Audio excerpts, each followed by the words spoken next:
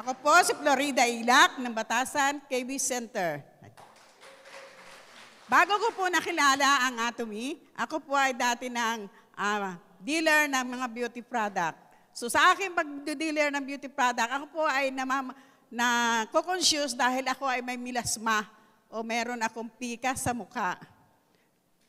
So marami na po ako na-try ng mga iba't ibang mga product, pero ang pika sa aking mukha ay nanatili at hindi ito umalis. So nung ako po ay naimbitahan na umattend ng pre-facial ng Atomy, ako po ay dumalo at ako ay na-amaze sa mga product na ginamit.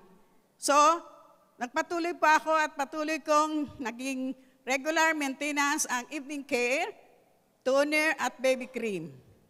So, sa edad ko pong ito na 64, wala po akong wrinkles at patuloy po akong gumagamit ngayon ng Hydra Brightening Set. Marami pong salamat. Ako si Florida Ilak ng Batasan Hills KB Center.